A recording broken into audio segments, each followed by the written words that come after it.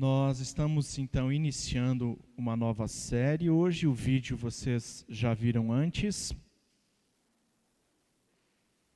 Essa série está intitulada Trabalho, Lazer e Prazer. E nós temos por inspiração um livro chamado Formigas, as lições da sociedade mais bem-sucedida da Terra. Esse livro foi escrito por William Douglas. Nós já o citamos algumas vezes aqui em outras pregações também. Um juiz federal, pregador da palavra de Niterói, Rio de Janeiro. E um outro colega dele, chamado Davi Lago. E eu quero começar falando de algumas questões a respeito das formigas que nos aparecem como curiosidades no livro, e se você tem desejo de ler o livro, é um livro muito interessante. Nós não vamos seguir o livro exatamente nas pregações, mas o start para essa série, ele vem do livro. Elas existem há bastante tempo.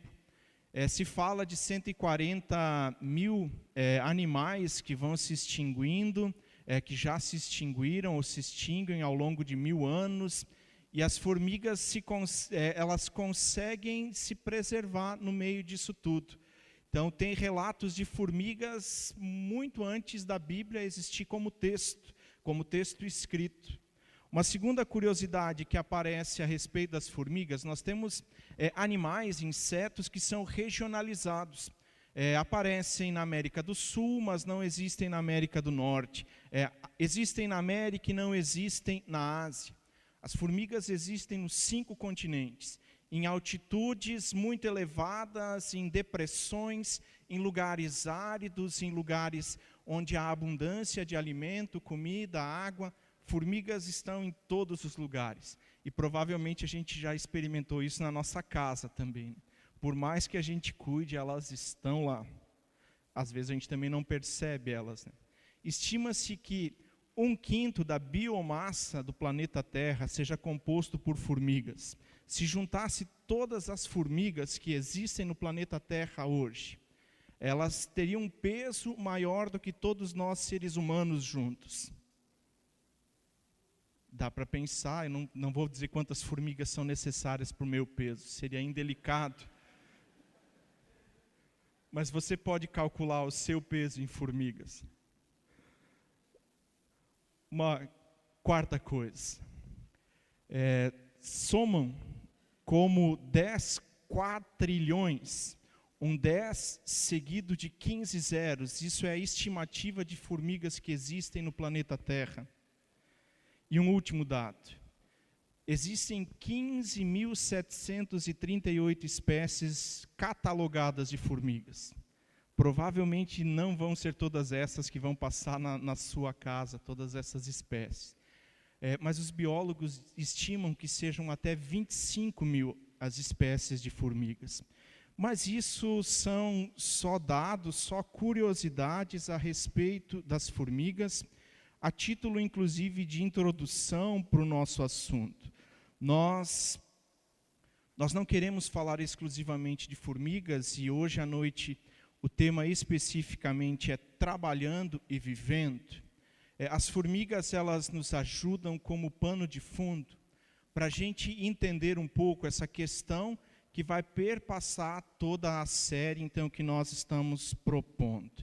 Provavelmente todos nós vamos conceituar essas duas palavras, trabalhar e viver, de maneira diferente. Inclusive tem um dito popular que tematiza essas duas coisas, essa questão do trabalho e do viver, com uma pergunta, quando se diz assim: você vive para trabalhar ou você trabalha para viver? Qual seria a tua resposta? Você trabalha para viver ou vive para trabalhar? Tem diferença nisso, não tem? Se você tem dúvida a respeito do que você pensa, a respeito como você responde essa pergunta, eu imagino que você vai concordar com algumas questões que nos vêm da cultura que nos cerca. conhecem esse cidadão que aparece na foto ali? Ele é confundido com o Tim Maia, geralmente, né? Mas é o Ed Mota. Ele tem uma música dele que diz assim, eu não vou dizer de quem eu recebi a letra dessa música, porque o Rafa já falou isso semana passada também. Sempre que a gente começa a trabalhar uma nova série, tem muitos de vocês que nos dão impulsos bem interessantes em algumas coisas que a gente acaba trazendo para cá. Essa música, essa letra dessa música, quem me enviou foi um pastor. E aí, quando eu li, eu disse assim, pastor, é isso, ele pensa nessa música. Eu não nasci para o trabalho.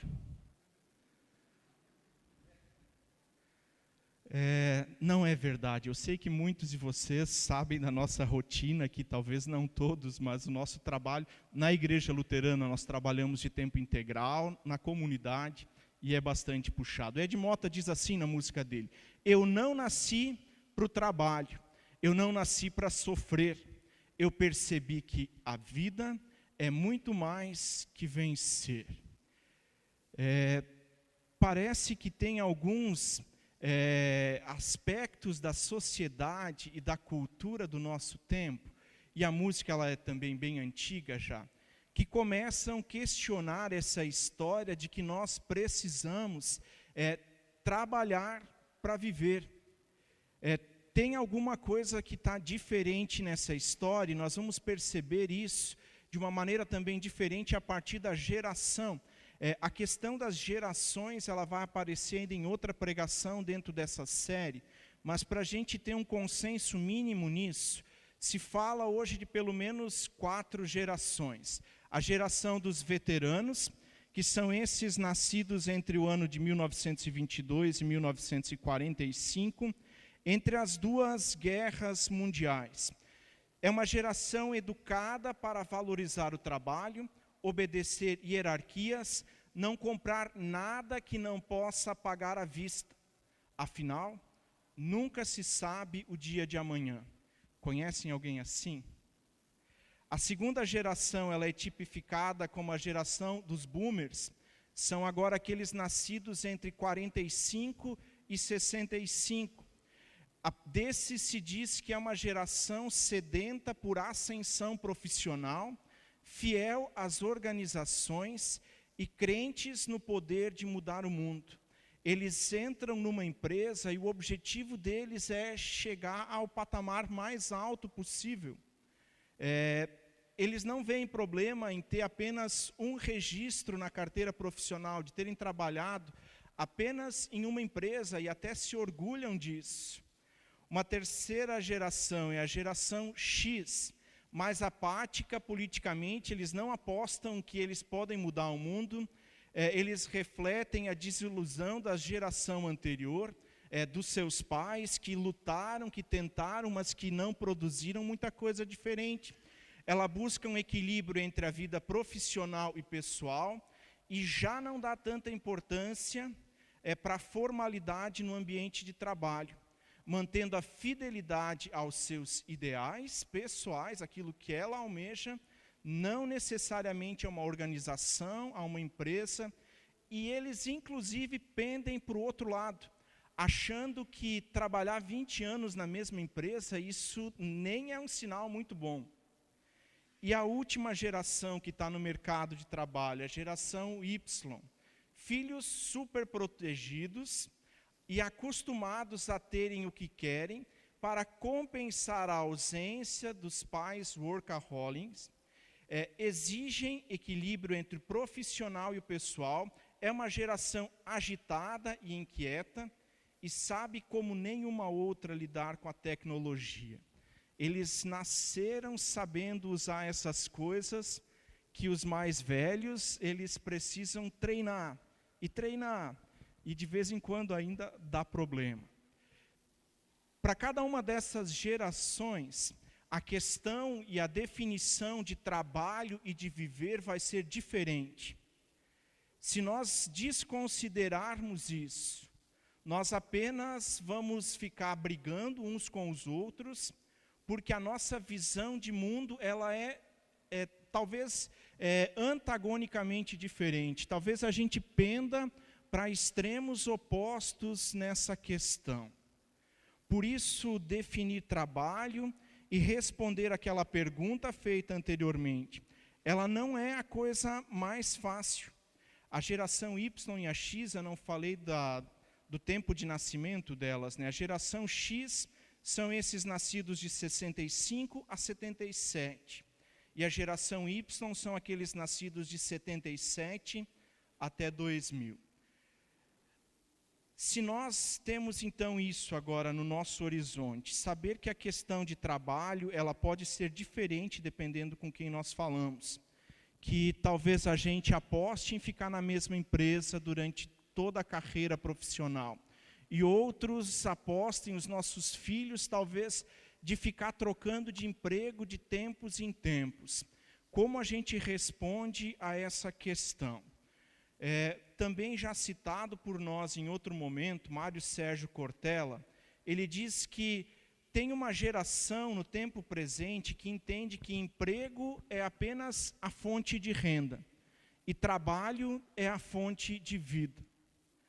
Às vezes a gente também diferencia nisso, né, brincando uns com os outros, dizendo você quer um trabalho, você quer um emprego. Trabalho dá trabalho, emprego gera renda. Tem também quem mandou esse recorte do Cortella, acho que até foi o Rafa, foi tu, né, Rafa, que mandou isso. O salário não é a principal fonte de insatisfação dos brasileiros dentro das empresas. Mais do que uma remuneração condizente com o que seria justo pelo seu trabalho, as pessoas querem ser reconhecidas e valorizadas dentro das organizações. Ela não apenas vê aquilo ali como um emprego. Emprego é a fonte de renda e trabalho é a fonte de vida. Trabalho dá vitalidade, emprego pode dar dinheiro. Dá para entender a diferença entre essas duas coisas, que muitas vezes nós usamos como sinônimo? Se a gente não consegue diferenciar entre emprego e trabalho, a gente não vai entender o momento atual nas questões de trabalho e vida. Uma segunda pessoa que eu quero citar, esse cara ele é considerado um dos papas dentro da área da administração, o nome dele é Peter Drucker. Ele diz: ganhar a vida já não é suficiente, o trabalho tem que nos permitir vivê-la também. A gente não está mais contente, a gente agora é uma generalização, talvez não seja o teu caso, a gente não está contente em apenas ganhar o nosso dinheiro, a gente quer ter alguma satisfação com aquilo que a gente faz. E se isso não acontece, é comum, a gente tem visto, lido que cada vez mais tem um grupo de pessoas que circula procurando a sua razão de viver, também nas questões de trabalho. Uma última citação. Essa moça Ruth Manos, ela é colunista do Estado de São Paulo, também foi alguém da comunidade, a Aline, que mandou um post com uma coluna que ela escreveu em 17 de agosto. Ela vai falando da geração que sai do seu emprego, acadêmicos formados em engenharia que de repente largam o seu trabalho num escritório de engenharia, numa empresa de construção e vão trabalhar como barman em algum barzinho qualquer no centro da cidade. E ela em determinado momento diz o que eles não poderiam mais aguentar era a infelicidade. Se para nós talvez não seja ainda tão simples, pela nossa geração, pelo nosso contexto, pelas coisas que nós vivemos aqui em Jaraguá, em cidades maiores tem muita gente dizendo só trabalhar não é suficiente. Eu quero mais do que isso. E não suportam mais que no trabalho elas não sejam plenamente felizes, realizadas. Elas entendem que no trabalho também é o espaço para viver. Eu quero que você abra comigo, então, agora Provérbios capítulo 6. Se Se a gente agora percebe, a partir da sociologia que estuda as gerações, se a gente percebe a partir da cultura, gritos de pessoas dizendo, eu não quero só trabalhar. O nosso desejo com as séries é sempre, depois de questionar isso, ou de apontar, de fazer a leitura de como as pessoas têm vivido ao nosso redor. Nós queremos trazer a palavra como resposta para alguns desses anseios que existem no nosso coração. Provérbios capítulo 6, versículos 6 até 9, dizem assim: observe a formiga, ó preguiçoso, reflita nos caminhos dela e seja sábio. Ela não tem chefe, ela não tem nem chefe, nem supervisor, nem governante. E ainda assim, armazena suas provisões no verão e na época da colheita, ajunta o seu alimento. Até quando você vai ficar deitado, preguiçoso? Quando se levantará do seu sono? Nós vamos ver alguns outros textos bíblicos ainda, mas esse de Provérbios nos aponta pelo menos algumas coisas. A primeira delas, o texto diz, observe a formiga. A segunda coisa que já no início do texto nos é dita, reflita a respeito do caminho delas. Observe elas e vejam como elas se portam na sua rotina diária. E a terceira coisa, depois disso, seja sábio. Sabedoria é a gente ter a capacidade de colocar em prática o conhecimento que nós adquirimos. Se nós observarmos e refletirmos e não trouxermos isso para a nossa vida, nós não teremos aprendido nada disso. Tem também um ditado popular que diz que existem algumas maneiras da gente aprender. Que a gente pode aprender observando os outros, que a gente pode aprender observando os erros dos outros e fazendo diferente, e que a gente pode não aprender de nenhuma das outras duas maneiras e cometer os erros para que a gente aprenda com eles. Sabedoria diz respeito a isso, de nós observarmos o que os outros estão fazendo, diferenciarmos entre aquilo que é certo no que elas fazem e o que não é certo, o que é bom e o que não é bom, e a gente optar por fazer aquilo que é bom. Observe, reflita, seja sábio. Normalmente, para observar as formigas, nós precisamos olhar para baixo. Tem exceções, às vezes elas estão nas árvores, no balcão da pia, em algum outro lugar da nossa casa.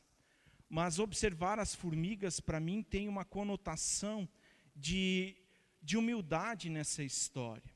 Quando a gente anda com o nariz empinado, e essa expressão ela também é de uso popular, ficar com o nariz empinado denota altivez, uma certa arrogância, de como quem anda sem se importar com os outros que estão num nível um pouquinho abaixo. Quando alguém anda, ou quando se fala de olhar para baixo, se pede, se expressa uma reverência, uma humildade, outras vezes também vergonha, né, quando a gente se sente envergonhado por uma situação. Talvez não seja o que a gente deseja aprender com as formigas. A gente preferiria aprender olhando algum vídeo, ouvindo um grande pregador, talvez até ouvindo o sábio que compila todos esses provérbios. Para aprender, a gente precisa também ter humildade. O sábio autor de Provérbios nos convida a isso, para a gente olhar para baixo e aprender com as formigas, insetos muito pequenos, que a gente mata com muita facilidade, mas que na sua organização e na sua maneira de viver, tem algo a nos ensinar. O texto segue chamando a atenção do preguiçoso. E eu tenho certeza que quando você ouviu a leitura do texto, ou se você leu ele antes de eu ler, você pensou, fulano deveria estar aqui. Não vou pedir para você levantar a mão, porque acho que ficaria uma cena meio constrangedora essa, né? A gente sempre pensa que o preguiçoso é o outro, não é a gente. Eu quero dar um exemplo lá de casa para vocês talvez entenderem um pouquinho melhor o que significa esse ser preguiçoso. Eu não sou um sujeito preguiçoso. E agora falei que o exemplo é lá de casa, vocês já estão pensando que eu vou falar da Graziella, né? Na maioria das coisas, eu não sou um sujeito preguiçoso, mas eu vou dar um exemplo a respeito disso. Deve fazer mais de 6 meses que o Heitor juntou a mesada dele e, passando numa loja de quinquilharias, ele viu um caminhão daqueles para colocar na parede e colocar lá os carrinhos de ferro dele. Ele viu aquilo um dia, viu o preço, guardou o dinheiro e nós fomos lá comprar. Esse caminhão, ele quis pintar, a cor dele ele não gostou. Ele quis pintar e a gente foi comprar tinta. No mesmo dia que compramos o caminhão, compramos tinta. Depois desses 6 meses, esse caminhão continuava lá do mesmo jeito. E eu só posso falar disso porque essa semana eu terminei de pintar o caminhão. Eu fiz só por isso também, porque senão eu não poderia falar disso. Eu sou um ex-preguiçoso. A gente pensa logo, quando fala de preguiçoso, alguém longe de nós, alguém distante de nós. Segundo o dicionário, preguiçoso é aquele mole, desanimado, indolente, ou que não trabalha ou não estuda. Preguiçoso é aquele que sente cansaço antes de fazer qualquer coisa. Isso é uma citação também do livro. Preguiçoso é aquele que sente antes de fazer o que deveria ser feito. E no caso do caminhão, essa era a minha questão. Eu olhava para o caminhão e dizia, vai ser muito difícil fazer isso. Muito detalhezinho. Eu pintei aquele caminhão, Graziella, umas 4 vezes, eu acho. Porque cada vez que passava uma demão de uma determinada cor de tinta que o Heitor escolheu, eu lambuzava outra. Ia lá, lixava de novo e pintava outra vez. Até que a última vez ele disse, se não está bom assim, eu vou pintar ele todo de uma cor só. Ele não reclamou ainda. Ainda falta colocar ele na parede. Isso vai acontecer nos próximos 6 meses. Provérbios capítulo 21, versículo 25, diz assim: o preguiçoso morre de tanto desejar e de nunca pôr as mãos no trabalho. Preguiçoso é aquele que cansa antes de tentar. Um segundo texto também de Provérbios. Provérbios é muito rico nessas questões. Provérbios capítulo 20, versículo 4 diz assim: o preguiçoso não ara a terra na estação própria, mas na época da colheita procura e não acha nada. Preguiçoso é esse que vai deixando as coisas de lado, que não vai fazendo, que vai empurrando com a barriga, que vai achando desculpas, que está cansado antes de ter feito o que deveria. Na questão ainda do nosso texto, as formigas, nos diz o texto, trabalham sem ter um chefe. Elas têm iniciativa, não tem ninguém acima delas que emita uma ordem dizendo, agora é hora de fazer isso. Não vem um e-mail, não vem uma mensagem no WhatsApp, não vem memorando algum dizendo, é hora de fazer essa tarefa. Alguma coisa no código genético delas faz com que elas simplesmente façam aquilo que é necessário. Elas percebem as estações e vão fazendo. Um segundo aspecto que vem disso, elas começam esse trabalho, mas elas não deixam ele pela metade. O texto nos diz que elas armazenam, na época da colheita, elas ajuntam o seu alimento. Embora isso seja cíclico e sempre de novo se repita na vida das formigas, elas terminam o seu trabalho Chega a época em que deveria ter sido recolhido todo o alimento e ele está lá. E elas podem se fechar dentro dos seus ninhos e não tem problema com isso. Elas armazenam no verão, para que chegando o inverno não tenha problema nenhum. Às vezes nós seres humanos, e a gente até tem uma palavra bonitinha para isso, a palavra é procrastinar, é esse movimento da gente empurrando as coisas com a barriga. A gente às vezes até tem boas ideias e começa bem, mas a gente não termina nada do que a gente começa. Não adianta cutucar o marido agora. A gente começa as coisas e não termina. A gente tem as ideias boas, mas elas nunca são levadas a cabo. E se elas não são levadas a cabo, nós também não podemos desfrutar daquilo que já nos deu trabalho. A gente desiste no meio do caminho, porque perde o encanto, porque a gente descobre que deu mais trabalho do que a gente tinha imaginado.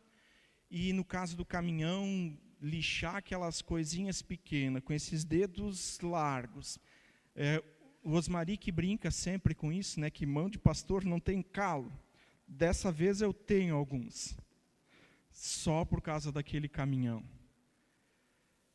A gente olha para algumas coisas e começa elas e diz, não vale a pena. Isso dá trabalho mesmo. A gente perde o encanto por aquilo.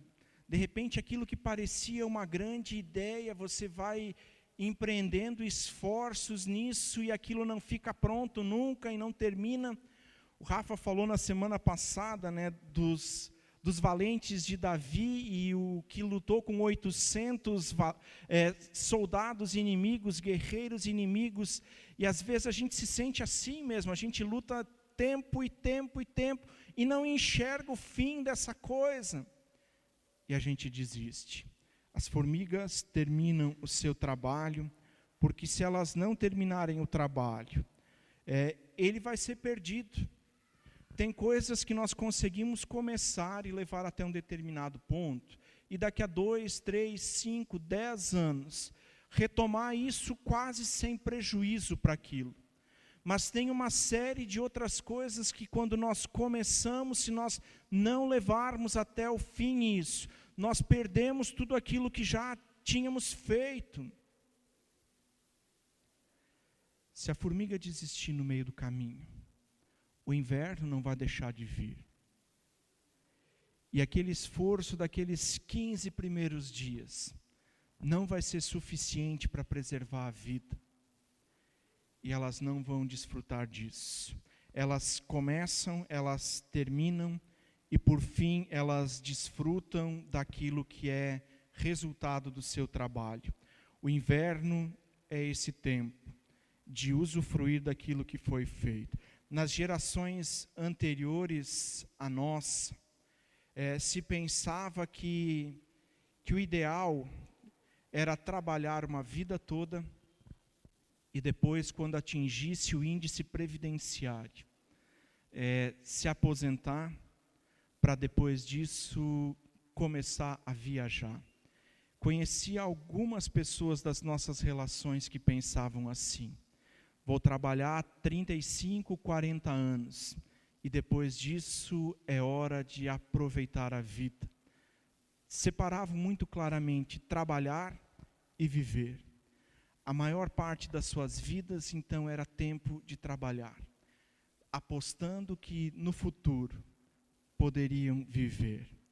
No nosso tempo, as gerações mais novas têm preferido fazer as coisas simultaneamente, de escolher trabalhos que permitam que elas, de vez em quando, façam aquilo que elas querem, tirar tempo para viajar, tirar tempo para fazer coisas quaisquer. Elas não esperam trabalhar 40 anos para depois viver 5, 10, 15 que seja. Elas fazem as coisas simultaneamente. O trabalho e o viver acontecem juntos. Na apresentação do livro, no site da Mundo Cristão, que é quem lançou o livro, tem uma conversa dos editores com os escritores do livro. E, de repente, numa das perguntas, é perguntado para eles se, além dessas coisas que eles já tinham falado ali, se tinha mais alguma curiosidade a respeito das formigas que eles tinham descoberto. E eles responderam assim: outro fator que a maior parte das formigas, outro fator que nos impressionou nas nossas pesquisas é que a maior parte das formigas vive por um período de tempo muito curto, apenas alguns meses. Mesmo assim, elas armazenam alimento no verão para ter estoque no inverno. Ou seja, elas trabalham para as futuras gerações. É verdade que nós, como pais responsáveis, nós desejamos encaminhar bem os nossos filhos. E isso não tem problema nenhum com isso. Também não tem problema se você escolheu trabalhar a vida toda para aproveitar no final.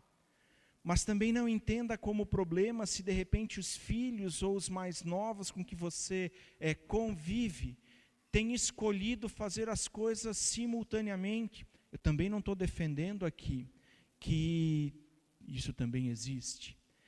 Uma geração que não trabalha, que só quer viver, que vive às custas de alguém que trabalhou muito. Não é disso que o texto bíblico fala, muito pelo contrário. Mas encontrar o equilíbrio entre essas duas coisas, eu penso que é fundamental para a gente ter saúde emocional, para nós termos saúde. Um último texto bíblico que eu quero citar, Eclesiastes capítulo 3, versículo 13, diz assim: descobri também que poder comer, beber e ser recompensado pelo seu trabalho é um presente de Deus. Se as questões do trabalho, elas surgem muito cedo na Bíblia, e não necessariamente como castigo, como às vezes também a gente interpreta. Deus dá a tarefa para o ser humano de trabalhar quando Ele diz: agora que está tudo criado, agora que os animais, que a vegetação, que tem frutos, que tem legumes, você, Adão, é responsável por cuidar de tudo isso. Não conheço ninguém que cuide de alguma coisa sem ter trabalho. É verdade que depois da queda também é dito que do suor do teu rosto comerás. Depois da queda, o trabalho, ele é complicado, ele dói na gente. Mas trabalhar e viver são duas coisas que Deus pensou desde o princípio. Viver, comer, beber, ser recompensado pelo seu trabalho, é presente de Deus. Eu não sei com que motivação você veio nessa noite no culto. Se é apenas porque teria ceia, se você veio motivado por ter visto o vídeo a respeito da série que nós estamos iniciando. Eu não sei como você avalia a sua vida à luz dessas coisas que nós falamos hoje à noite. Se você tende a dizer que você vive para trabalhar, ou se você tende a dizer que você trabalha para viver. Eu não sei como você vem aqui, mas o que eu depreendo de tudo isso, desses textos que nós lemos, de como a cultura tem se comportado, daquilo que gente que trabalha com administração de empresas tem dito, eu creio que nós precisamos encontrar um equilíbrio nisso.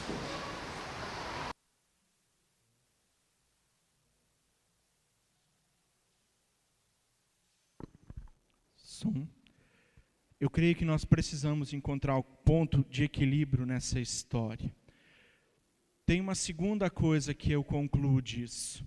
Nós imaginamos que viver é algo que custa muito dinheiro.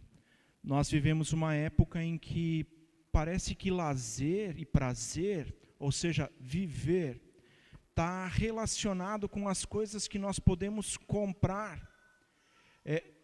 claro que isso também é bom. É bom que a gente, no final do mês, possa, com o dinheiro, com aquilo que é resultado do nosso esforço, fazer coisas boas. Mas é um engano achar que lazer e prazer são coisas que nós precisamos comprar. Eu lembro de quando eu estive em Florianópolis, no meu período de estágio, a comunidade tinha um trabalho num morro chamado Caieira. E no morro, o pessoal que participava da comunidade, muito carentes, a maioria tinha subempregos e a questão de sustento era realmente muito difícil. Mas cada domingo que a gente chegava para o culto, eles tinham alguma história para contar do tempo de lazer deles, que geralmente era subir um pouquinho além de onde eles moravam e soltar pipa. Custava, não faço ideia quanto eles gastavam para comprar linha e fazer a pipa. Mas eles tinham lazer e prazer.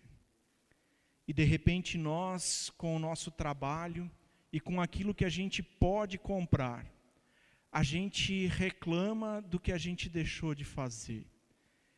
O segundo desafio para mim, se o primeiro é encontrar o ponto de equilíbrio para a nossa saúde, entre trabalhar e viver, e eu creio que as coisas precisam ser simultâneas.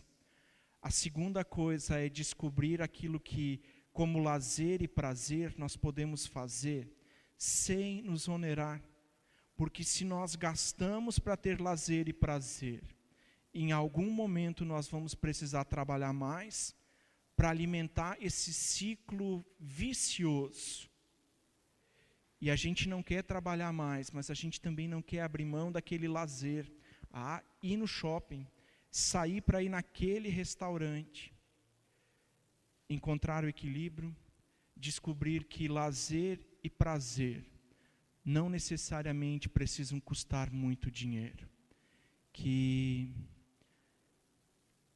você tome as decisões necessárias nessa noite, para que a gente continue trabalhando e vivendo.